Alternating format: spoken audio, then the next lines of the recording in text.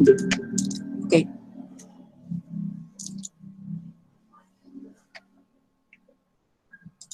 ¿Están viendo ahí mi pantalla? Se ve, doctora. Sí. Bien, entonces vamos a comenzar a pasar esto. Listo. Bien, entonces hoy día tenemos que ver lo que es la evaluación en psiquiatría infantil, del niño y adolescente, ¿no? Bien, tenemos que la evaluación va a diferir un poco de lo que ustedes están acostumbrados, ¿sí?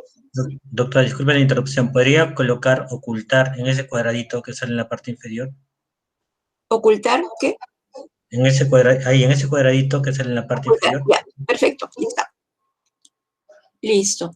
Entonces, la evaluación es un proceso que tiene múltiples facetas y le decía que esto es diferente a lo que usualmente han venido ustedes haciendo y desarrollando en la evaluación en psiquiatría del adulto.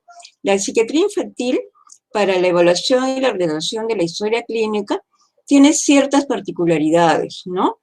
En primer lugar, acá el niño o el adolescente va a venir acompañado, porque es un menor.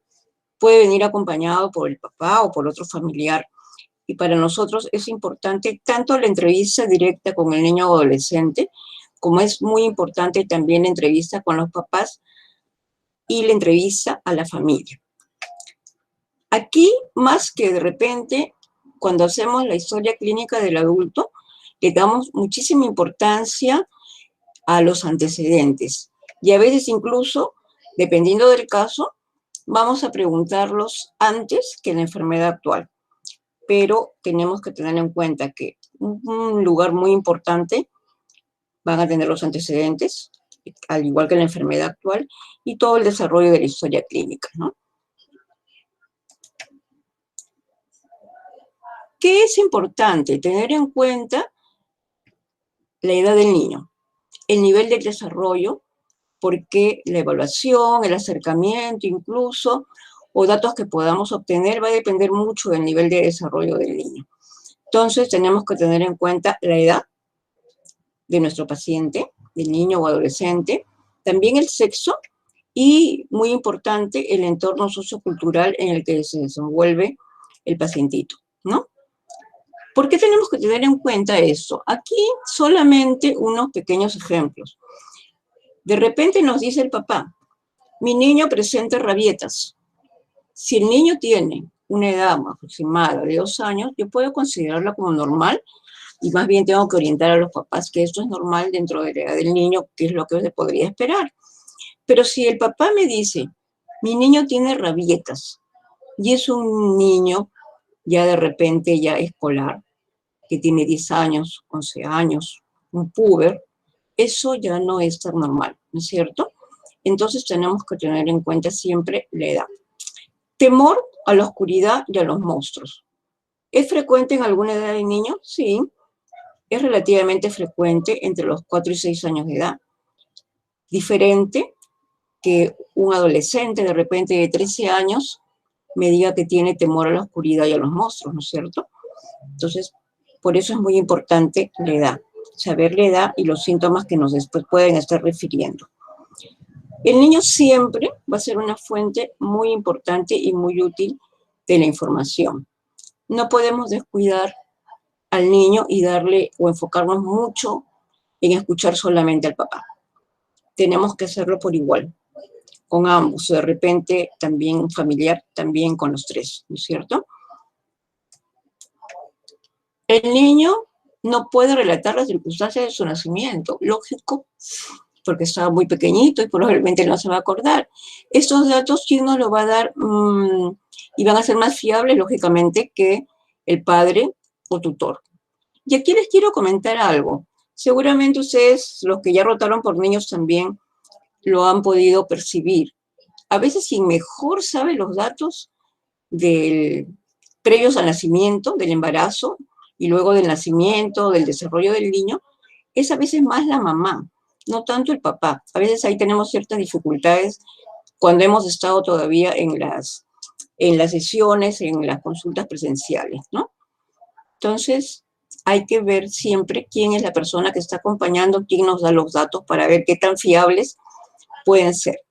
La visión completa de los casos, pues siempre nos lo va a dar un conjunto de personas, no solo el niño, no solo los padres, también otros familiares, también en el colegio, los maestros, o de repente, o de otras especialidades como el pediatra o el endocrinólogo de repente, que nos pueden incluso hasta haber referido al paciente. Y en el caso de que no existan los papás y estén a cargo de los tutores, pues los tutores, ¿no? O los cuidadores que pueden haber tenido el niño. Los niños sí son, pues, una fuente básica de información, más sobre sus síntomas, sobre su estado de ánimo.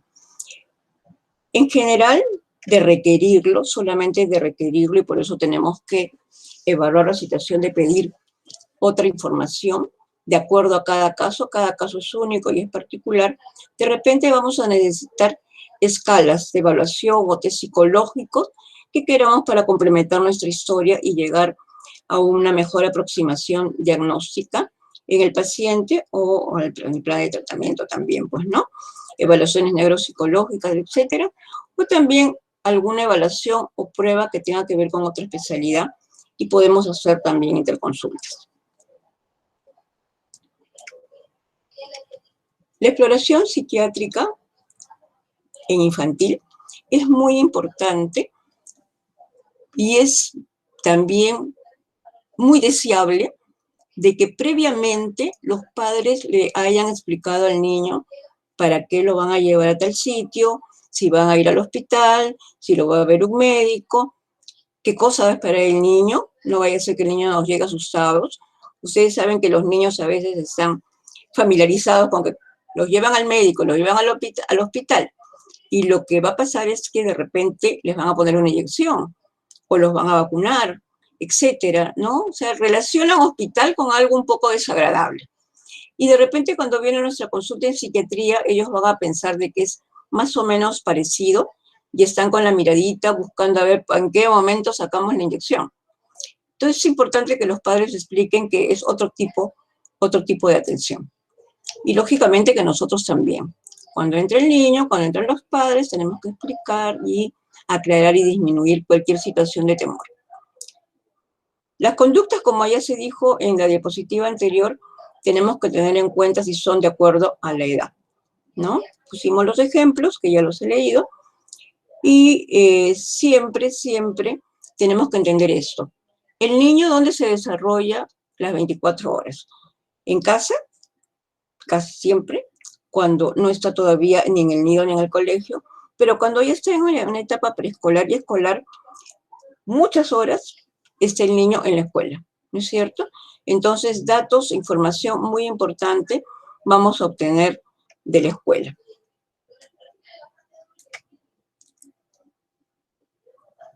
¿Cómo poder enfocar mejor el problema por el que lo traen al niño? Analizando lo mejor posible todo el contexto en el que se desarrolla el niño. El contexto dentro de la familia, el contexto dentro de la sociedad, características, particularidades de repente étnicas, culturales y hasta éticas también. Y tenemos que tener en cuenta por ello. Les hablaba que a veces nos refieren de otras especialidades, casos de niños, ¿no? En que el médico pediatra o el endocrinólogo ha visto algo que le ha llamado la atención y nos hace la referencia. Si nos hacen la referencia, lógicamente tenemos que responder la interconsulta, de todas maneras, a un nivel muy profesional y siempre recabando los permisos respectivos de los padres también, pues, ¿no?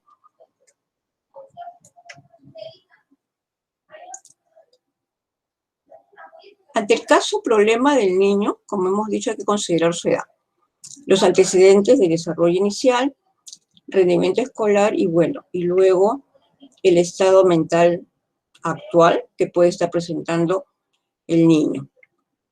Importante los antecedentes personales del niño, tanto médicos, físicos, como antecedentes psiquiátricos, y saber también si antes requirió de repente acudir a psicología.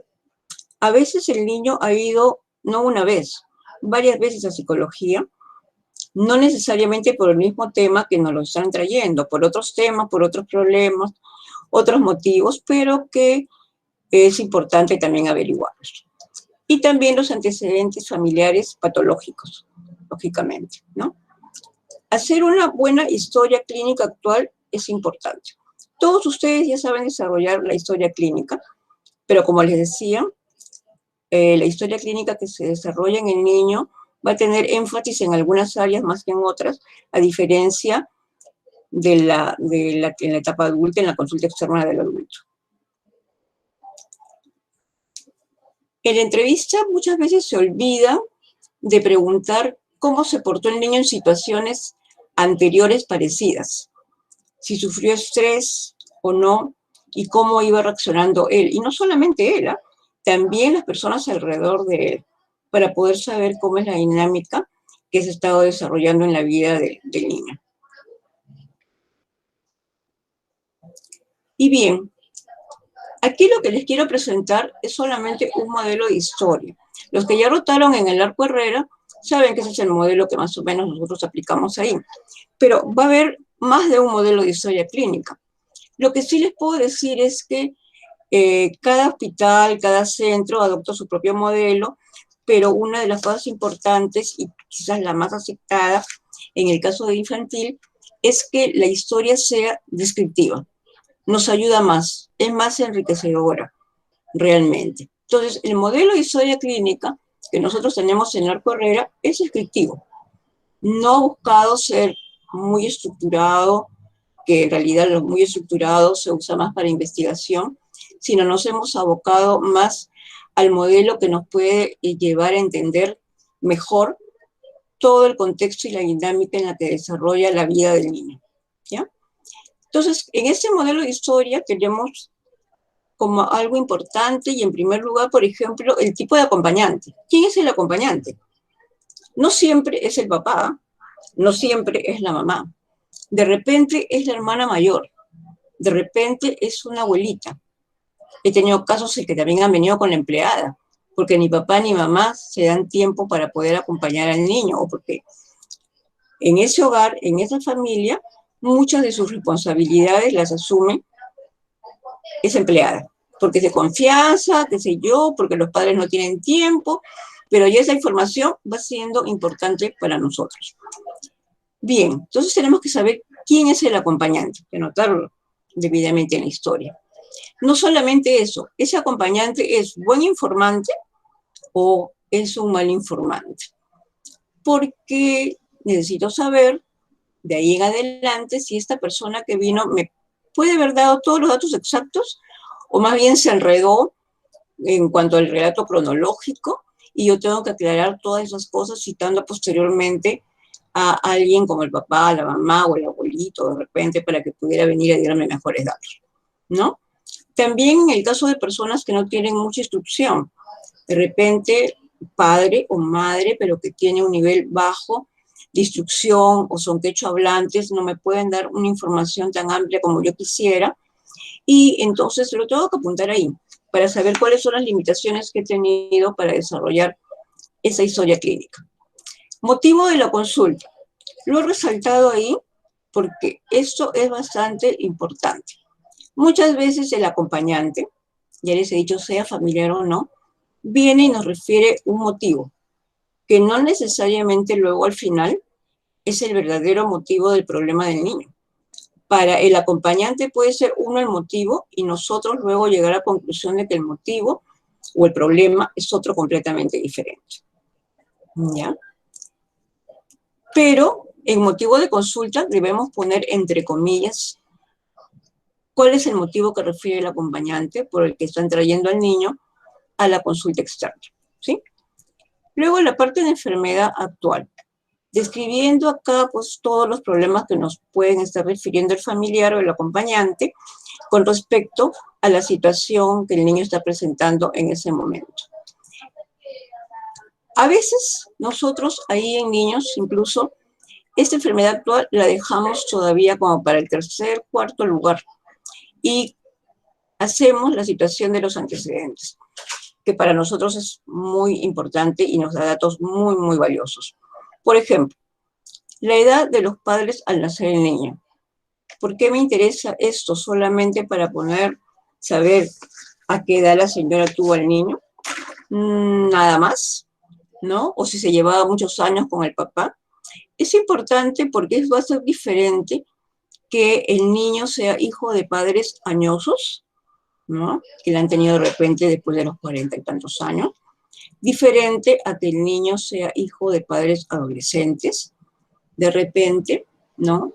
15, 16 años, o madres incluso de 14 años, que también hemos tenido, a que sean hijos de alguien en una edad media, entre 20 y 30 años. Va a ser diferente porque la forma como estos padres van a estar preparados para tener y atender a ese niño, de acuerdo a cada edad va a variar. No solamente eso, sino también la situación de cuánto tiempo le dedique al niño o no.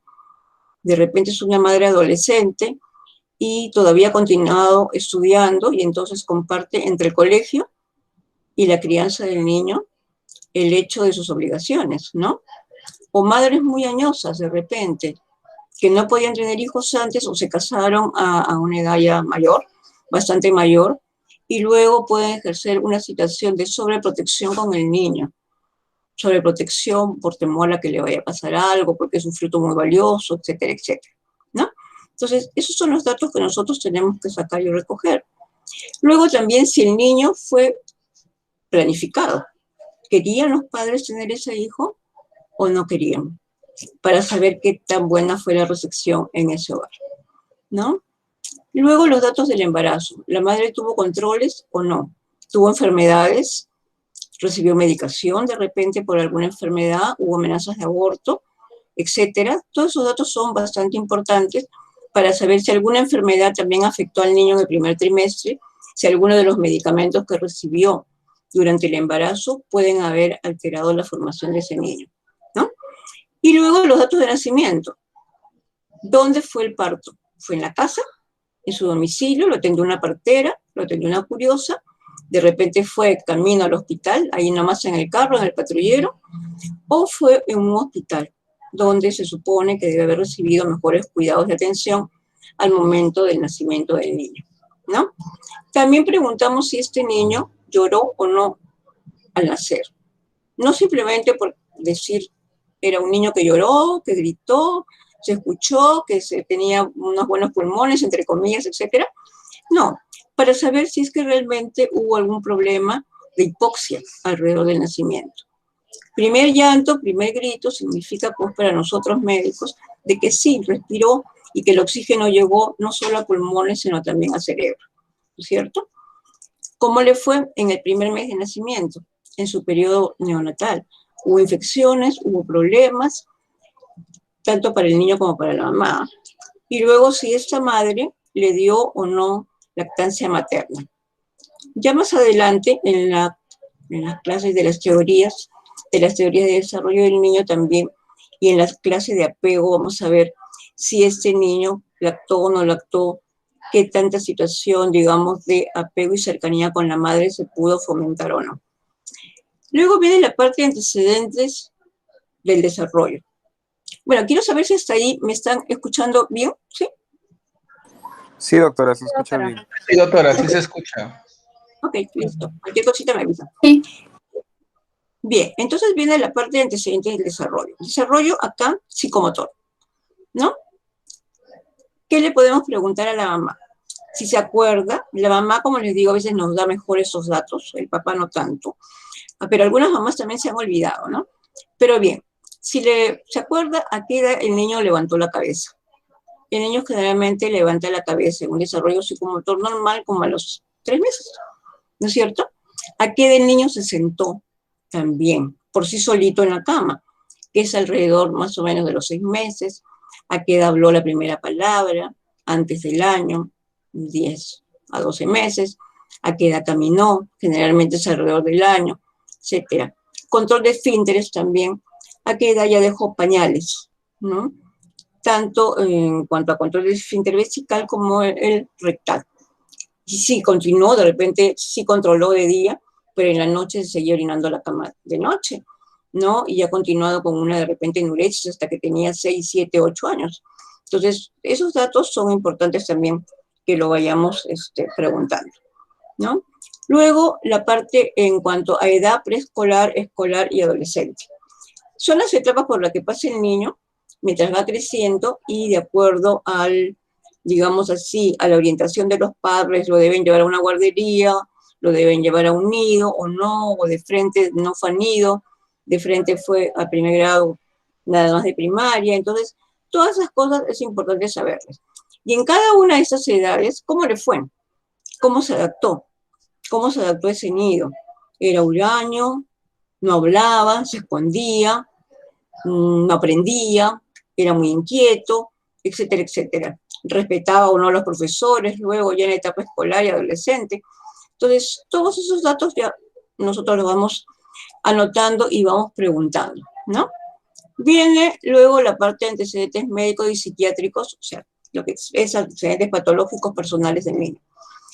Importante porque de repente el niño está recibiendo una medicación, porque de repente tiene, qué sé yo, de repente digo asma, vamos a decir así, está recibiendo inhaladores o está recibiendo tabletas de corticoides, etcétera, ¿no? Entonces saber qué cosa es lo que está recibiendo, qué recibe, de qué enfermedades padece, tiene alergias, etcétera, etcétera, ¿no? O tiene problemas endocrinológicos también. Antecedentes familiares, para saber si es que alguien en la familia ha tenido tratamientos en psiquiatría.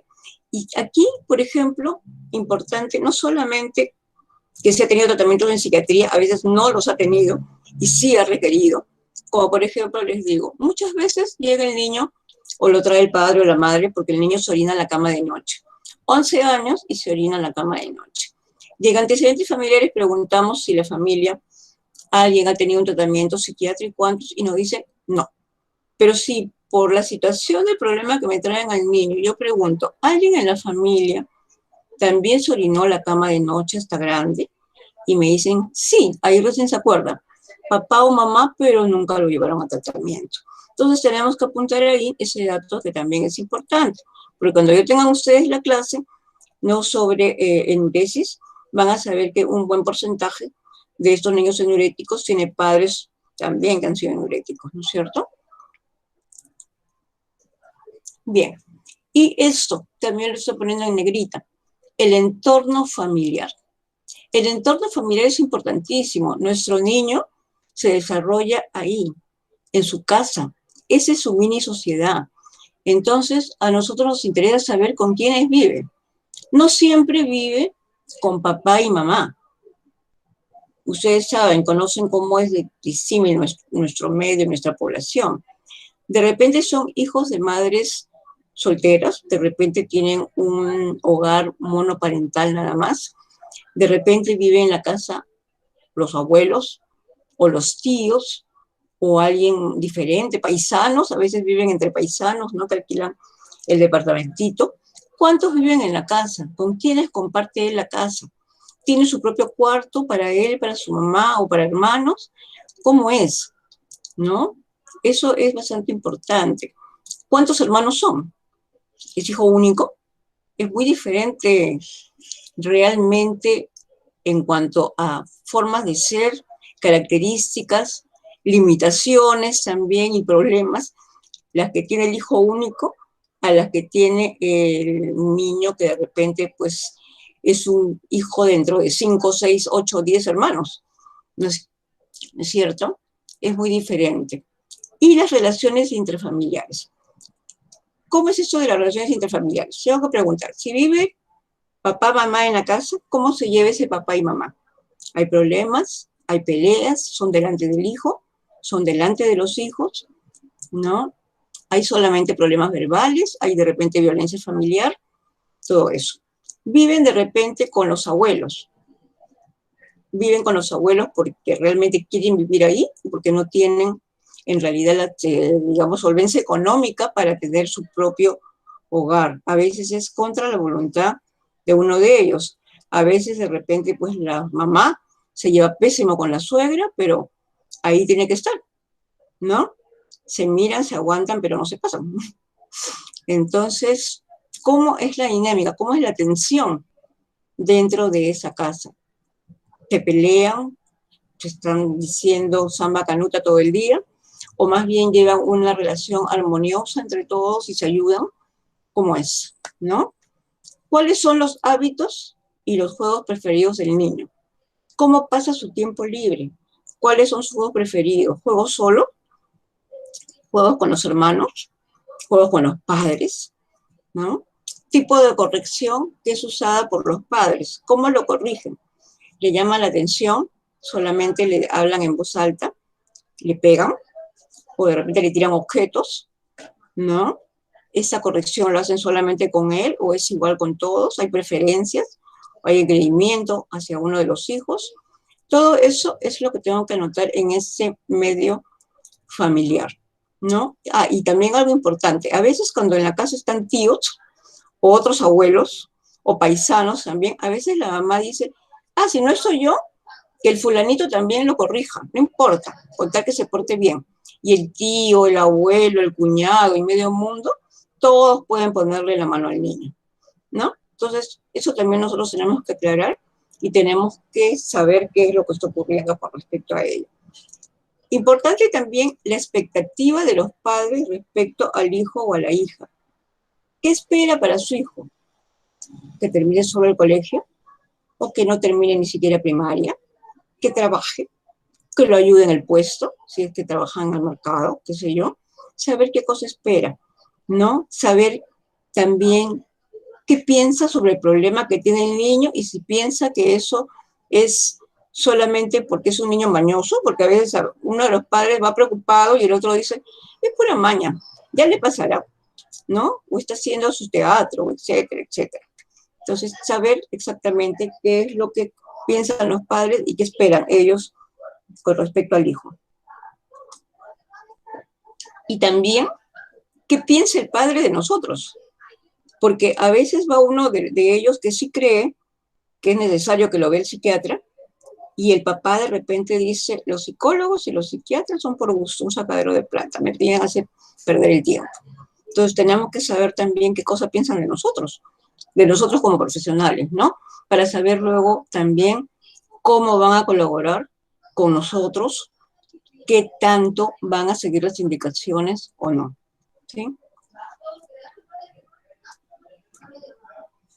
Tenemos pues la exploración psicopatológica en el niño, que tenemos que hacerla de todas maneras. Ya hemos hablado de que la historia, los datos y todo lo que yo pueda sacar la información, la voy a sacar directamente del niño, directamente también de los padres, de otros familiares que vivan ahí en la casa y también de los profesores, cuando se requiera saber más datos, ¿no? De lo que pasa en su vida escolar. Y no necesariamente tengo que citar al profesor, porque muchas veces no va a tener tiempo a estar yendo a la consulta, pero podemos hacer que nos mande por escrito, ¿no? Pedir la información por escrito, a mano nada más, ¿no? Y que nos mande, por favor, o nos mande el correo electrónico también, y de esa manera nos ayuda a poder tener, como se dice, toda la situación de todo lo que ocurre con el niño, tanto en la casa como en el colegio, tener muy claro todo eso.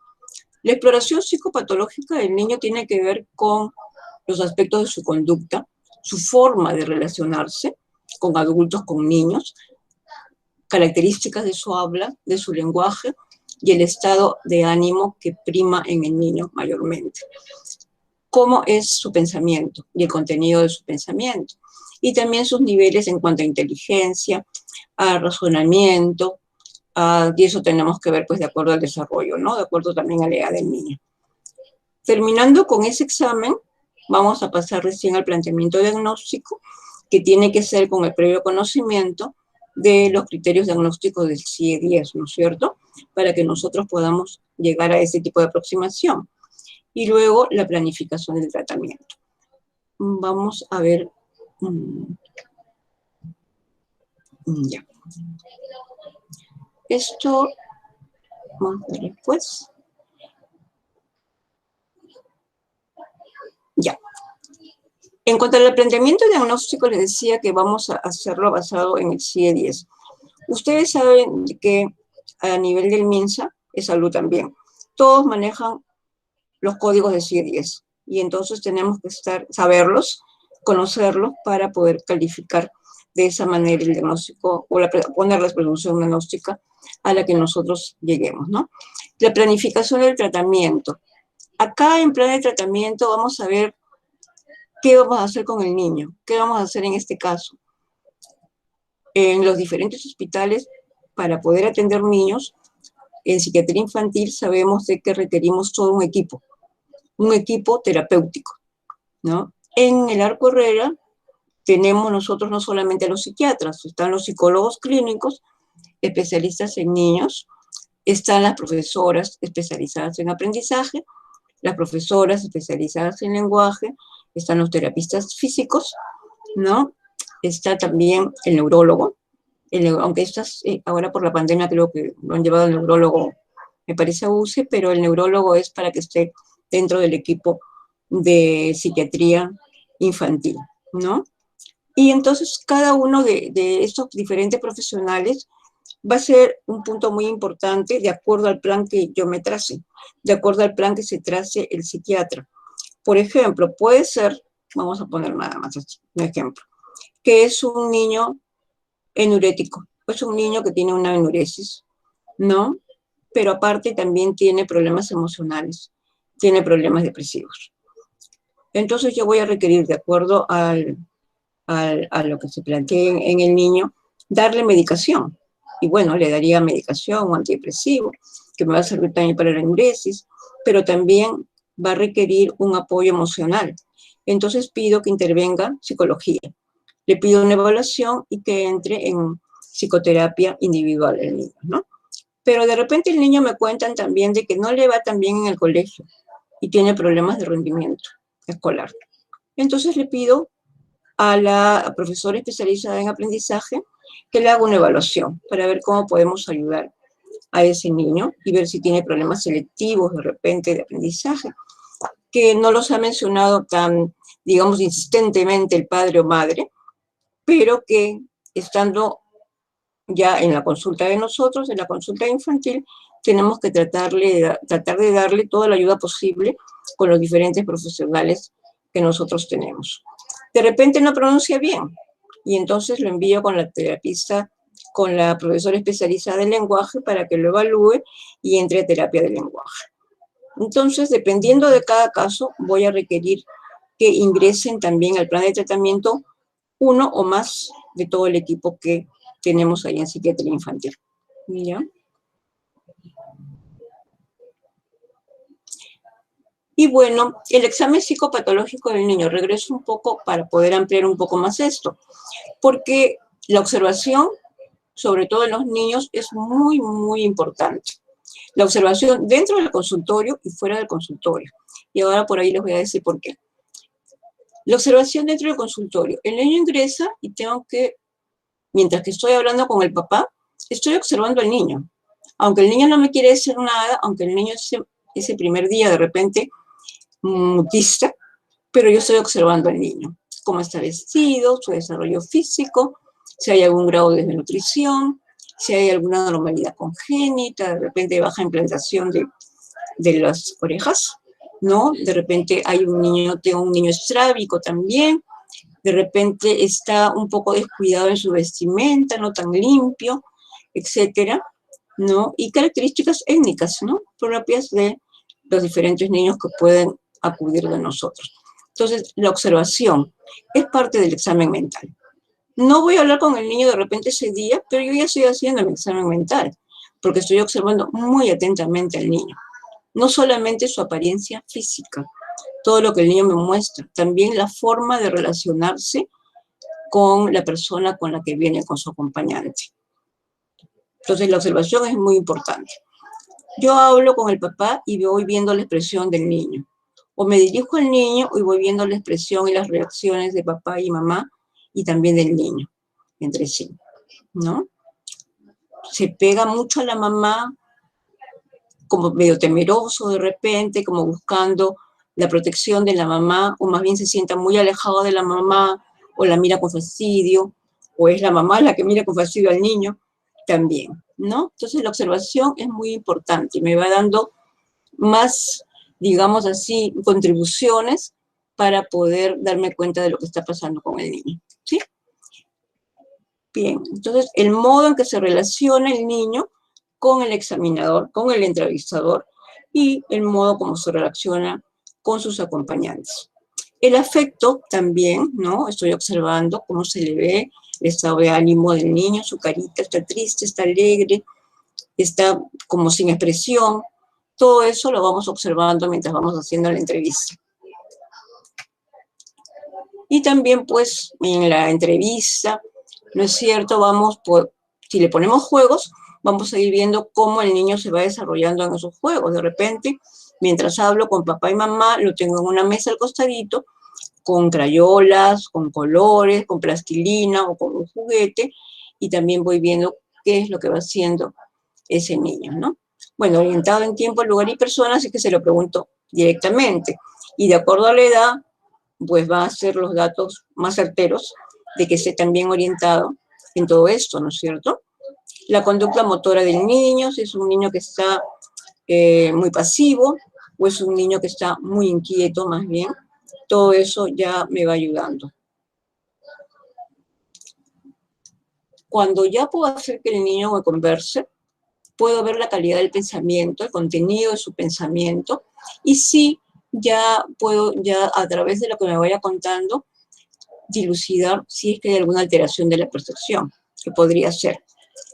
Aquí les estoy diciendo, por ejemplo, cuando ya el niño me hable, cuando ya puedo conversar con el niño, porque después viene la parte también del lenguaje. ¿Por qué? Porque yo al niño tengo que darle su propio tiempo. De repente el papá, mamá ese día me hablaron, pero el niño no quiere dirigirme la palabra. ¿Lo voy a obligar? No. Yo no puedo obligar al niño a que me tenga confianza el primer día, ni que quiera ser colaborador cuando el niño es traído por el papá de repente a la fuerza. Peor si es adolescente. Los adolescentes son bien rebeldes y siente como que el papá lo trae de castigo para que el médico, el psiquiatra, pues le censure todo lo que hace, ¿no? Entonces, muchas veces viene negativista. Y yo tengo poco a poco que ganarme su confianza para poder hacer que colabore con la entrevista. Entonces, de la primera, de repente no va a colaborar, de la primera sesión.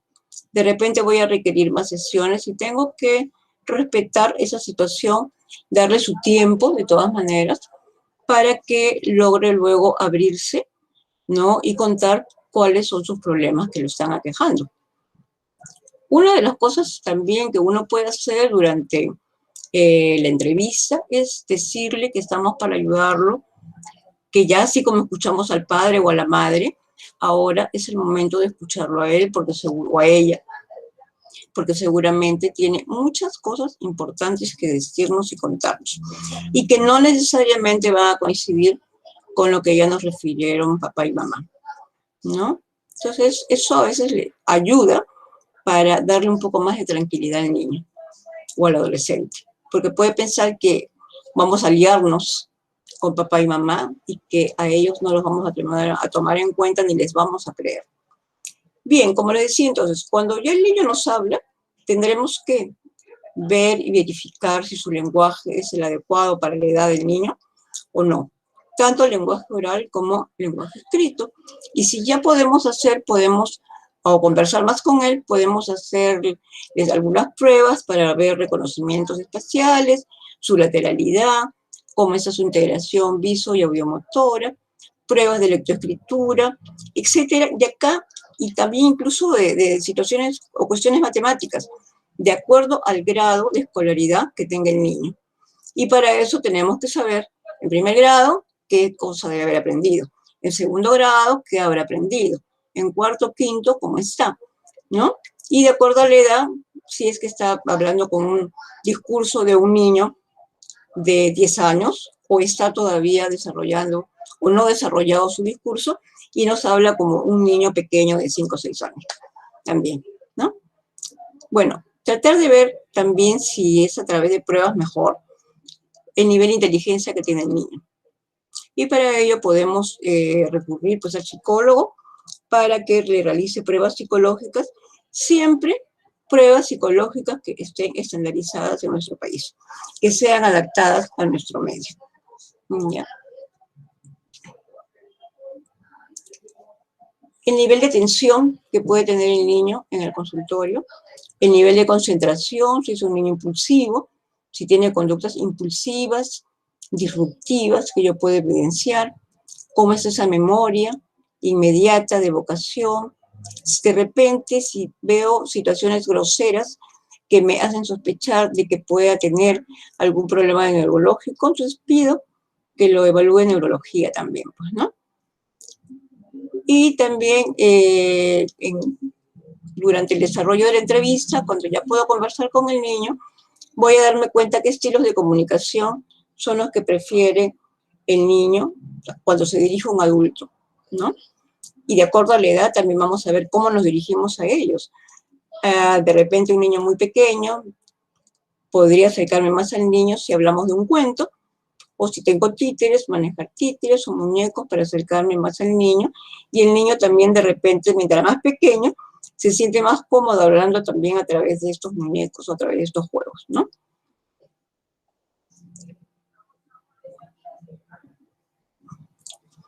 Bien, ¿cuáles son los objetivos que nos debemos trazar nosotros? El niño requiere ayuda, por eso lo han traído. El especialista entonces debe determinar cuál es el síntoma realmente principal y la evolución en la enfermedad actual, ¿no? Y tenemos que tomar, por eso les decía, es muy importante esa historia descriptiva, tomar los datos tal como lo relata el niño o tal como lo relata también uno de los adultos que lo acompaña. Obtener información, entonces, si tomamos tal cual, ordenar la cronología, el inicio, la duración, la periodicidad, la evolución, la calidad de la información que nos están dando, ¿no? Valorar eso, la cantidad en que se pueden estar presentando los síntomas, el contexto en el que se está desarrollando el niño, el contexto en el que se desarrollan los problemas o la sintomatología, esta que está preocupando a la familia, ¿no? Y también que hubieran otras manifestaciones asociadas también al problema. Bueno, saber el grado de adaptación del niño, pero eso va a depender de su estado de desarrollo.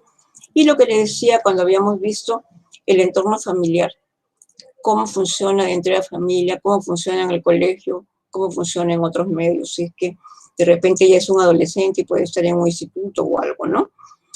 Esto creo que ya les había mencionado, que tenemos que tener en cuenta si el niño tiene una enfermedad médica, cuál sería la medicación que pudiera estar tomando, no vaya a ser que se cruce con alguna de las medicaciones que nosotros queramos darle al niño. Considerar siempre que el problema también psiquiátrico no va a ser único, de repente tiene otros problemas también, de repente tiene otros problemas que pueden ser efecto directo de una enfermedad congénita o de una enfermedad adquirida, o que si tiene enfermedades médicas físicas, estas estén provocando, que puede ser tal estrés que va a provocar situaciones emocionales, reacciones negativas en el niño. ¿Ya? Bien, hasta ahí es todo lo que quería yo presentarles en cuanto a lo que debemos o cómo debemos explorar al niño y a la familia, a los acompañantes, y cómo debemos nosotros realizar una historia clínica lo más completa posible. Verla desde diferentes aristas y tener toda la información para con eso nosotros diseñar nuestro plan de tratamiento. Al final, en esas diapositivas lo que hay es, bueno, son dos cuadritos simplemente porque en la observación yo les había señalado que había que ver el grado de nutrición del niño. Entonces, en nuestro medio hay muchos niños desnutridos, muchos niños que de repente no tienen la ingesta de vida calórica, proteica, etcétera, y que esa desnutrición, grado de anemia, etcétera, etcétera, podría estar influyendo en los motivos o los problemas por los que no lo traen. De repente, pobre rendimiento en el colegio, de repente se queda dormido, hay una serie de cosas y podrían ser causadas por algún grado de anemia o desnutrición. Entonces, siempre tener en cuenta, o infecciones que puede tener el pacientito, ¿no? siempre tener en cuenta la parte física que pueda influir en la sintomatología psiquiátrica. No nos olvidemos que somos médicos y que el médico tiene que tratar de apoyar y ayudar, en este caso, a su paciente, al niño o adolescente, desde todos los puntos de vista, viéndolo de todas las aristas, como un todo. ¿Sí? Bien, entonces con esto hemos dado por terminado. Ay.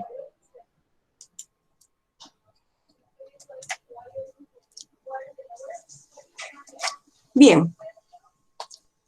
No sé si es que tienen alguna pregunta o algún comentario.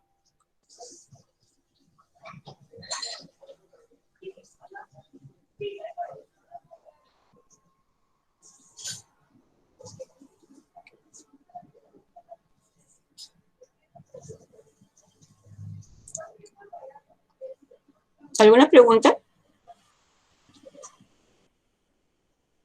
¿No? ¿Quedó todo claro entonces?